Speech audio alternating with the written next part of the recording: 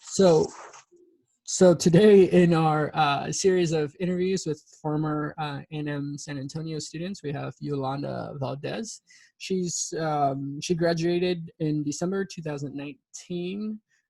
She is currently in her second year of her MSW, her Master's in Social Work at Our Lady of the Lake University. It's a fully online program. In addition to attending that program, she currently works full-time as a family-based specialist for Child Protective Services, or CPS. Hi, Yolanda. Hi, Dr. Nguyen. Thank you for having me here to give me the opportunity to speak with the students. Excellent, excellent. Thank you for being here. Okay, so first off, can you just kind of provide us with your background? I think you have a rich background that our students will find valuable. So I am a retired veteran. I served 20 years in the Air Force, and when I retired, I started. I enrolled at Texas A&M and completed my psychology degree. While I was during the program, right? I think actually it was during your classes, your social science classes, that I realized that psychology wasn't really the route that I wanted to go. I was more interested in the social aspects of it. So that's why after completing my program, I continued into grad school, and I'm now pursuing the licensed Master in Social Work program at Our Lady of the Lake. Okay. But aside from being a student and a CPS worker, I'm also a mom. So we talk about, applying for grad school and balancing, mom, and it has been a bit challenging, but it's but if I could do it, anybody can do it. That's great. That's great. Okay, so we have a series of questions here, and they're in line with your motivation to pursue graduate school, what's graduate school like, and steps and advice that you can kind of provide for students who are aspiring to kind of be where you are. So first, what did you why did you decide to pursue graduate school? And did you take a break, or did you go straight into it? Right, so I didn't take a break. As soon as I graduated, I applied for the program while I was still enrolled.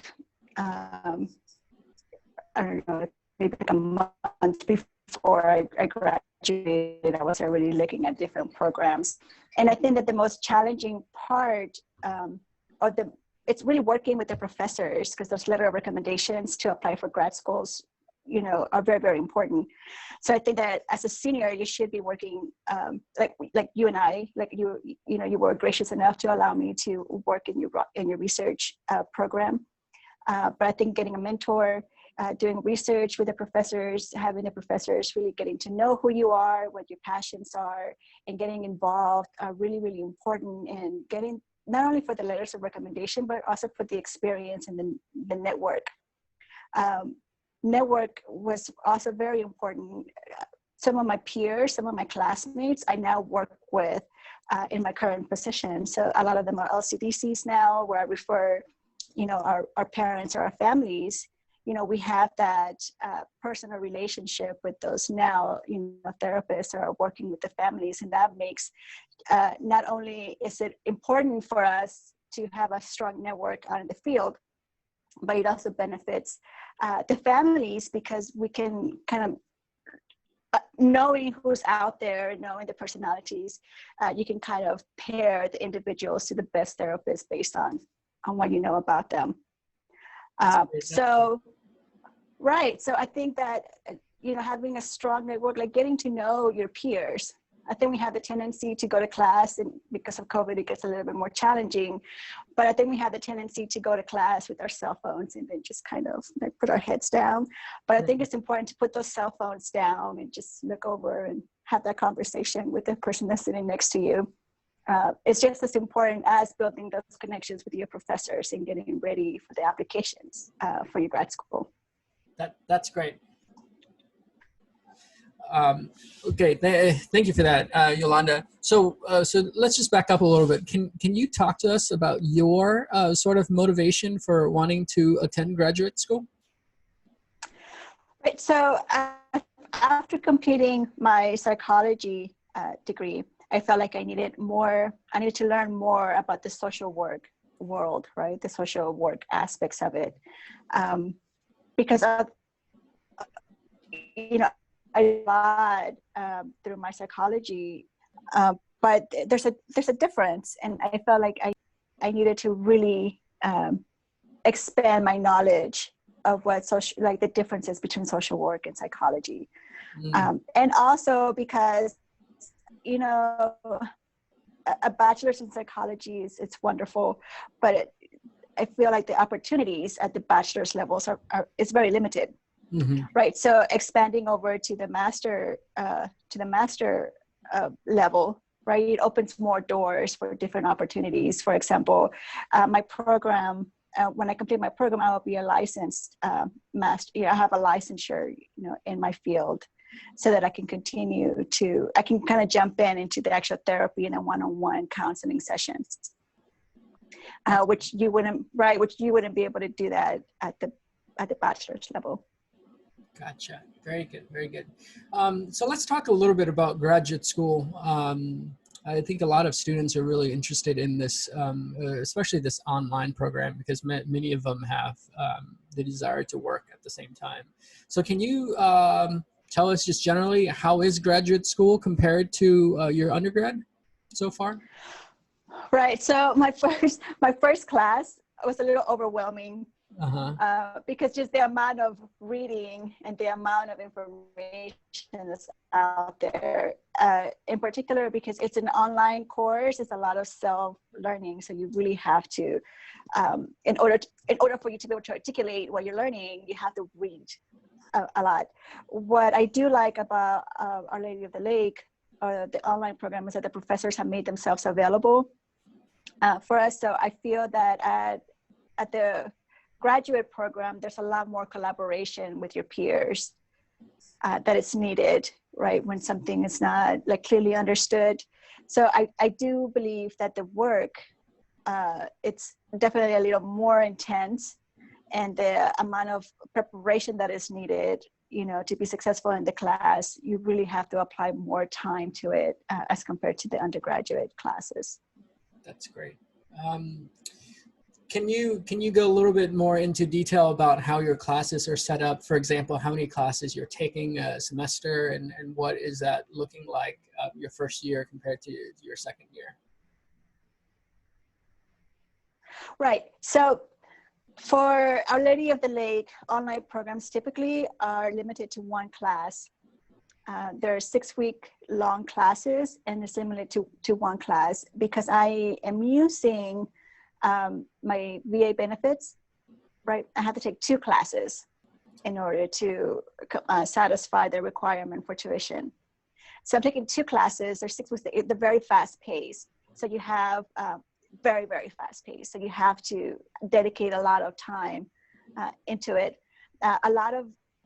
For this particular program, we do a lot of team collaborations. Because it's social work, the primary focus is on, creating those networks with your peer group.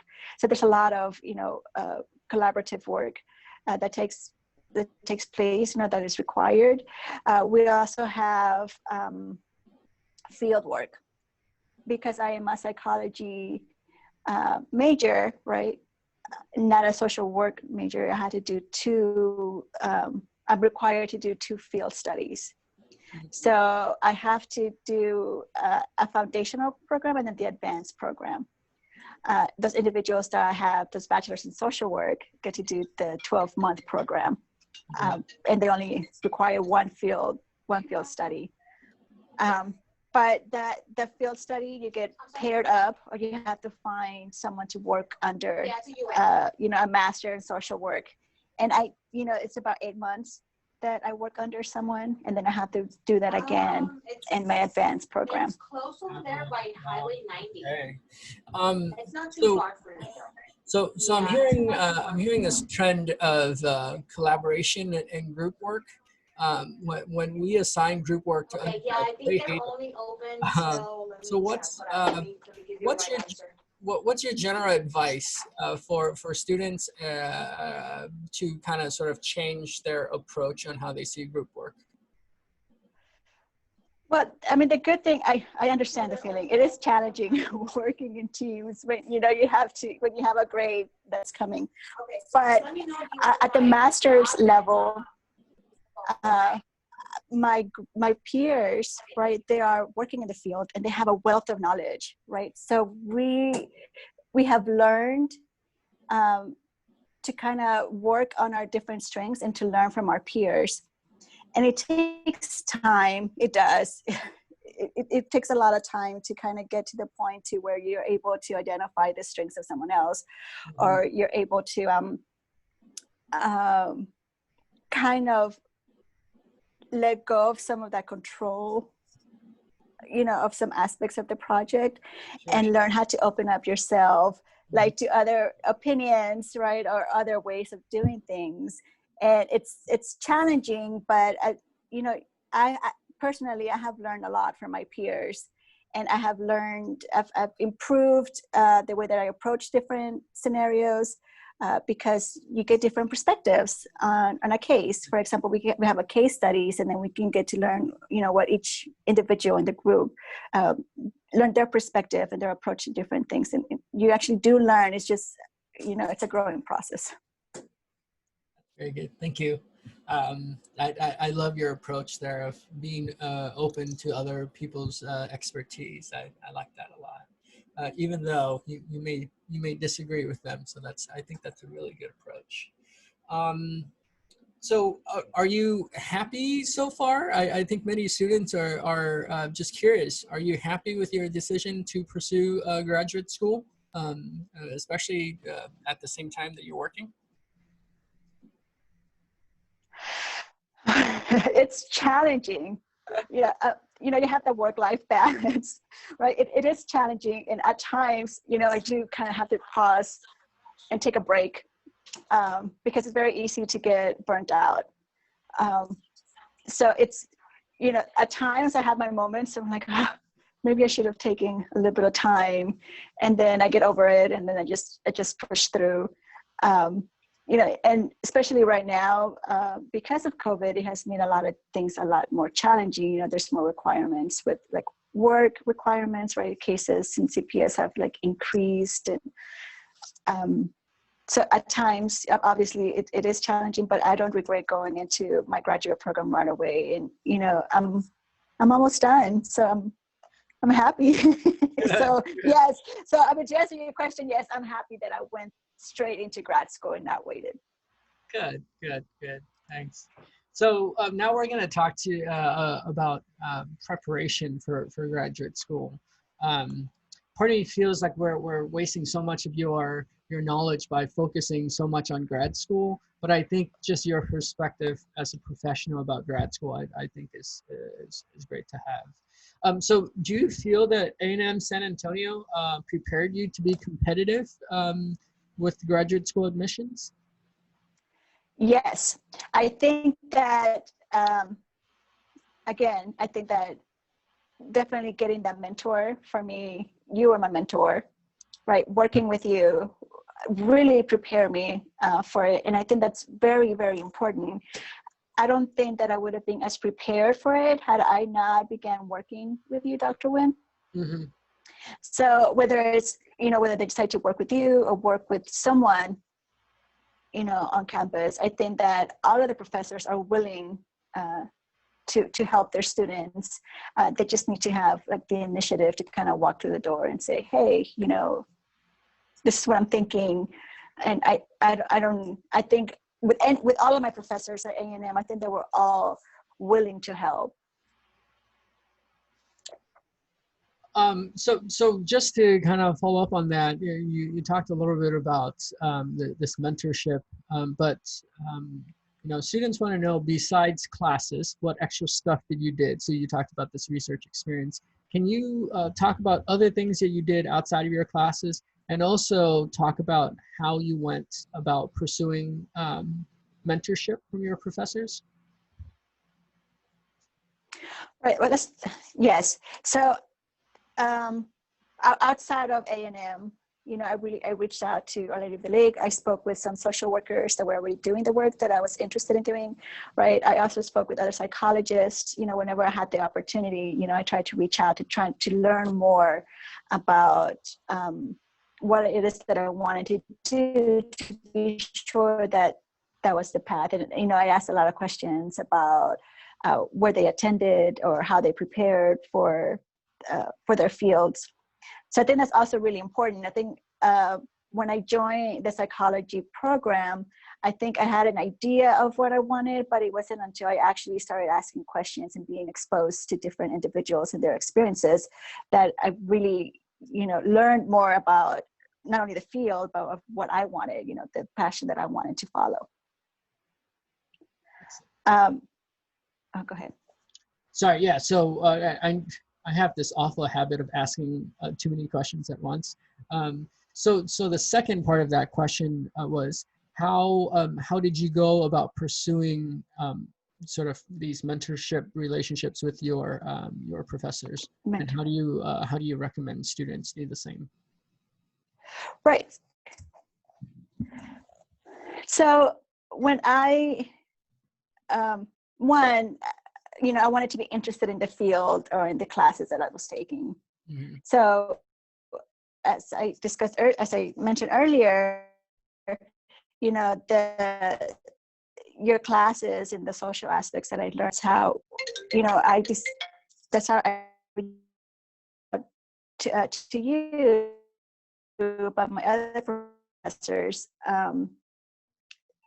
if I was interested in the class, then I would make appointments with the professors after class to discuss the class, to discuss what they were doing. For example, I took some sociology classes while I was at A&M, and I would meet with my professor, Dr. Correa, after class, and I would ask her questions and kind of, pick her brain and, made it a point to make some time, to get to know them. Mm-hmm.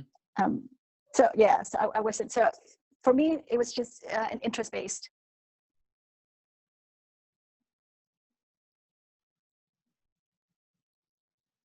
And also you have to build a rapport with that individual, with your mentor. So you get to meet them. And if you find yourself comfortable speaking with that individual, then that's a plus. And that's something that is needed when you're looking for a mentorship, because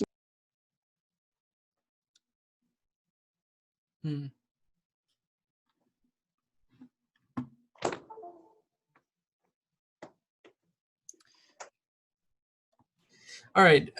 So a student wants to know what you wish you would have known prior to entering your graduate program, or things that you know now that you wish you would have known when you were still at A&M San Antonio. So for me, things that I would have known about grad school before joining the program. I think I would have prepared myself a little bit more about the speed of the classes, right? Because it's very different. Because it's an accelerated program, right? We were so used to that, the whole semester, the length of the semester, so you have more time to kind of plan your days, plan your weeks. But when you start your grad program, it goes by really, really quickly. And before you know it, you're taking finals and you're taking exams. And then before you know it, you have 4 days before your next class starts, and you have to get up to speed. So, getting your books ready. So you always have to be ready for what's coming next. And you can't procrastinate. Like the moment you procrastinate, you're already behind. So you don't have the time to catch up. That's good. So in line with that, what are some steps that you think A&M students could do right now to kind of help them prepare to gain admissions into a graduate program? To gain admissions? Yeah. Yeah, don't procrastinate. Yeah, don't procrastinate. I mean, look at different programs, you know. So I feel that continuing on into a graduate program is a big investment, not only with your time, but also it's expensive, right? So you have to really be sure of which path you're going to take. So, I mean, if anything else, I would advise them to just be sure that that is the path that they want to take, because it's really expensive. Mm-hmm. So I would say, you know, professors, try to reach out to the professors at the university that are leading their field. Definitely learn about the field, speak with your mentors, and just be certain, because it's a huge investment. Because not only time, but also, you know, financially, it's a huge investment. Right. So actually, we'll just skip to the financial portion. So, you know, how do you handle the finances? How expensive is it? What can students do to kind of prepare themselves for that sticker price? Right. So, I mean, unfortunately, I don't have a lot of experience with it, because as a veteran, you know, I have the post 9/11 GI Bill, and, you know, it's pretty much being covered. As a mother, you know, my kid, he has access to the Hazelwood Act. Mm-hmm. So I'm not really the best person to give you a lot of feedback on it. But I would just, I know from my peers, right, a lot of them do financial aid. So they submit their applications timely, so, you know, to ensure that they don't have that gap. Mm. And other individuals are doing, you know, loans, personal loans, but they all struggle with it because it is very, very expensive. And for social workers, the work doesn't pay.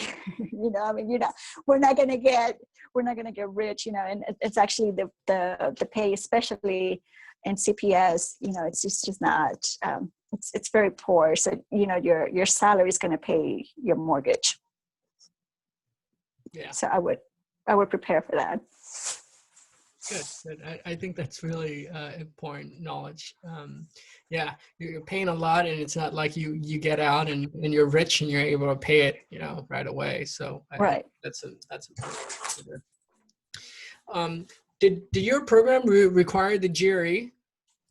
It did not. Okay. It didn't require GRE. So you didn't take the GRE? I did not. Okay. So if the GRE was not a requirement, can you talk to us about the other requirements for admissions? Right, so they required 3, of course, they require at least a 2.5 GPA, right? And of course, the higher GPA, the easier it is for them to consider you. So the letters of recommendation become very, very important depending on your GPA.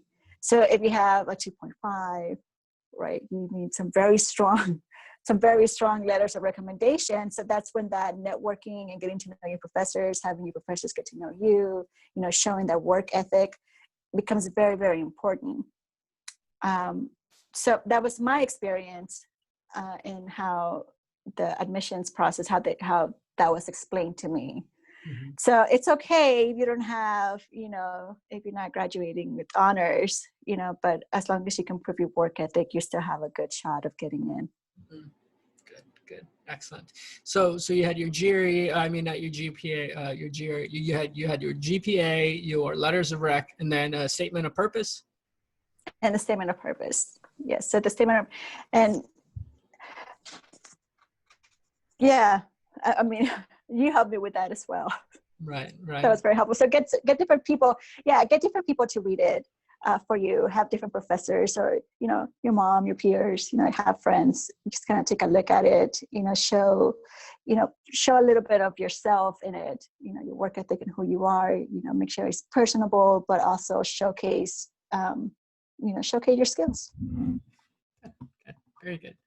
Okay, let's see here. So beyond graduate school, what are you looking to do next?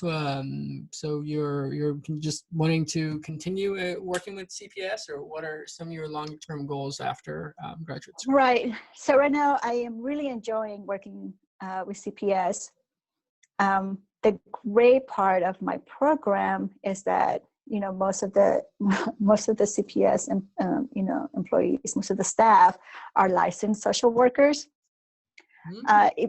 So I would like to stay here, but I'm also interested in pursuing the clinical licensure. So aspects of it, but that will come with time. I would have to kind of consider whether or not I want to work under a clinical social worker. But that would be the next step. So once I graduate, I will have my license as a master social work. And I'll be able to work in different areas of the department of CPS. But eventually I would like to kind of move over to the, one-on-one counseling services. Okay. Excellent. Now, I'm not too familiar with that. Can you talk about differences in sort of your career potential, career earnings, but also sort of your day-to-day based on just working with your master's in social work, as opposed to having that clinical aspect of your degree as well? Right. So there's different paths, right? As a licensed social worker, I can do one-on-one, but it's very limited, right, to do that one-on-one. If students are, so right now it's similar to a licensed professional counselor, an LPC, which that's another path from a psychology field. You can take the LPC route and still do the one-on-one counseling with your clients. For social work, though, I can go beyond the one-on-one counseling and do more of the social work contracting, right? I can go into supervisory position. We do a lot of disproportionality studies in CPS. So we have a disproportionality, specialist, right? So there's a lot of different areas in the social work field that focuses on just this, the social status of San Antonio or Texas, right? So there's a lot of fields within social work. It's not, sometimes we think of social workers of the CPS workers, right, case workers, but there's a lot of other aspects of the social work that affects how policy gets made. So we have policy makers, right, lobbyists in the social work field that are trying to change social conditions. For CPS in particular, we focus, there's a lot of focus, in particular, Hispanic and Black families. So as a social worker, there's a specialist that focuses on identifying, those aspects of those areas and trying to identify, the root cause of it and how we can make changes. So if you enjoy research, social work, we also have a research portion of it. But if you're more interested in the one-on-one counseling, right, you have the LPC or you have the clinical, one-on-one. I think that the problem with social workers face, especially right now during COVID, is burnout, because there's just so, the need is so grand, and the individuals that we respond to, they really need help, right? And a lot of them are, those individuals kind of get stuck in those social cycles, right, of maladaptive behaviors, and they're very difficult and challenging to change. So getting to really understand your field is very, very important, and understanding yourself when you choose the field that you're trying to pursue. It's very, very important. That's great. Thank you. That's really great advice. I really like it. Let's see. Okay, so Our final portion here just touches on kind of work-life balance, which you've mentioned before. So, you know, generally, what is graduate school like in terms of schoolwork? How do you find a balance between your school work and your life? It's challenging. And again, you know, my kid is in college now. My baby's in college, so I have more time. Mm-hmm. You know, um, I'm on the road a lot, so I find myself listening to a lot of audiobooks. You know, so I'm doing, you know, I'm preparing to do a visit, and at the same time as I'm driving from case to case or to family, I'm listening to like the recommended reading, or try to find additional supplemental reading that will support my classwork. So it's multitasking, you know, trying to find those times, you know, during commute, you know, I'm listening to my recommended reading, you know, when I have some downtime, I'm reading cases or I'm reading. So it is challenging. Mm-hmm. And it's really, really tough, but, you know, I find myself, you know, doing work, you know, going to bed at midnight, 1, 2 o'clock in the morning, and then starting over the next day. So it's hard, and it would be exponentially more difficult if I had children, right? If I had little children. Mm-hmm.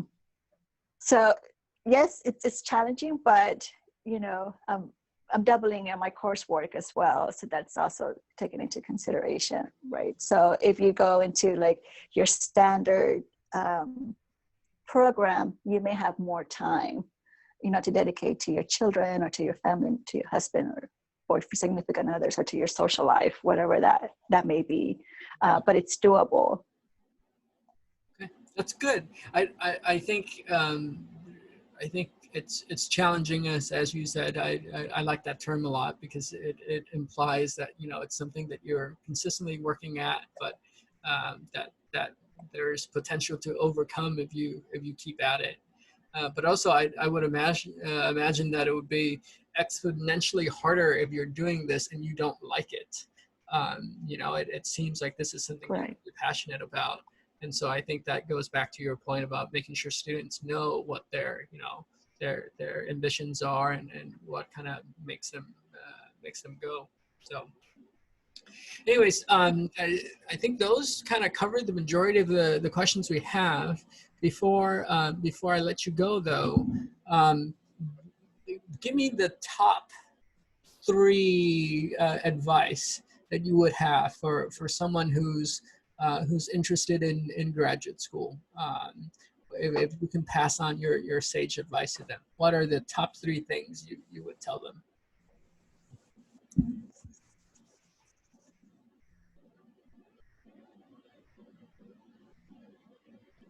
Yes, make sure that you're pursuing a career. Make sure you're pursuing a passion, something that you really want to do, get paid, but you hate every day. So definitely research your path very, very well, and make sure that it's something that you want to do, because you're going to invest a lot of time and money into it. To network, get to know your professors, get to know your peers, get to know your field. So as you research the field that you're interested in, reach out to those individuals and ask them for their feedback, right? Ask them what their day looks like. You know, what do they do day to day? For me, I didn't realize that there was so much paperwork in social work, right? So much paperwork. And those are the aspects that I kind of get left out when we have a discussion, because we go like, tell me about your profession in general terms, and then we forget the details. But sometimes the details are very, very important. Mm-hmm, mm-hmm.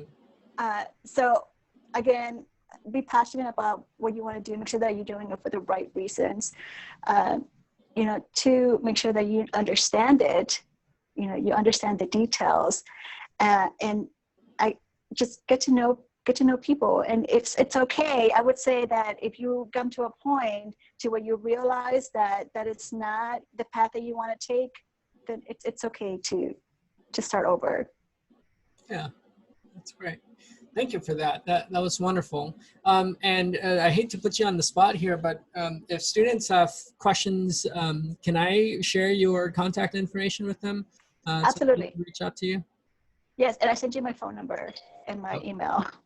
yes, yes. Thank you so much. So either one of those work. Wonderful.